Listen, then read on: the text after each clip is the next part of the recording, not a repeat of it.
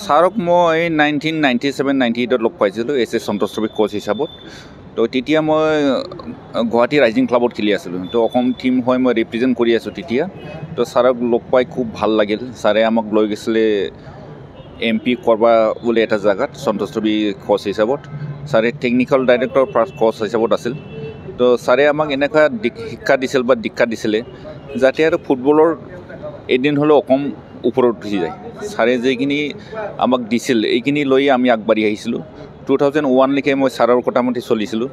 ছাৰে আমাক গাইড দিছিল কি লগ নাপালেও বা টেলিফোনৰ যোগেদি বা কাৰোবাৰ থ্ৰুৱেদি এনেকুৱা খেল এনেকুৱা খেলিলে ভাল হ'ব, অসম কেনেকুৱা নিদি আহিব। তো আমাৰ টাইমলৈকে আমি ভাবোঁ সন্তোষ ট্ৰফী টাইমত আমাৰ টাইমত ঠিকেই আছিল। তো এতিয়া আকৌ চাম নতুন জেনেৰেশ্যনবিলাক ছাৰৰ আণ্ডাৰত যিবিলাক আছে ধুনীয়াকৈ উঠি আহিছে। তো মই বিশেষ ক'বলৈ নাযাওঁ।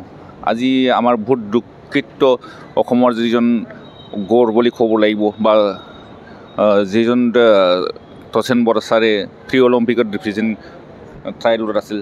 তো সেই হিচাপত আমি ছাৰক লৈ পেলাই বহুত গৌৰৱিত অসম সন্তান হিচাপত।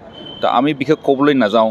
তো আমাৰ যিবিলাক প্ৰৱজনত তো ছাৰৰ যিবিলাক একাডেমীত আছিল সিহঁতে ছাৰৰ নিশ্চয় ছাৰৰ আত্মাটো যাতে স্বৰ্গত চিৰস্থায়ী জেগা পায় তাৰ কাৰণে প্ৰাৰ্থনা কৰিছোঁ। ময়ো ছাৰৰ জীৱনটো যাতে ওপৰত অসমত যেনেকুৱা ষ্টাৰ হৈ আছিল ওপৰতে যেনেকুৱা জেগা পায় তাৰ কাৰণে কামনা কৰি আজি বক্তব্য সামৰিলোঁ।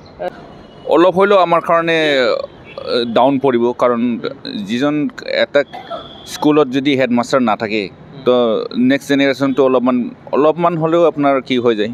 তো কালি কি হ'ব, পৰহি কি হ'ব। তো সেই ঠিক হিচাপত আমাৰ ছাৰ যেতিয়া গুচি গৈছে তো কেইদিনমান কাৰণে আমাৰ অলপমান কি হ'ব, নেক্সট আৰু পিছত ঠিক হৈ যাব।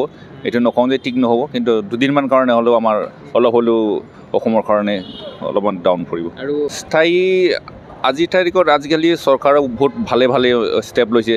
যেনেকৈ বাবুল ফুকন ছাৰৰ কাৰণে আমি এইটো নামৰূপ ছাৰৰ জেগাতে চাবুৱা বুলি জেগা আছে, তাতে ছাৰৰ কাৰণে কি কৰিছে ডিব্ৰুগড়ত।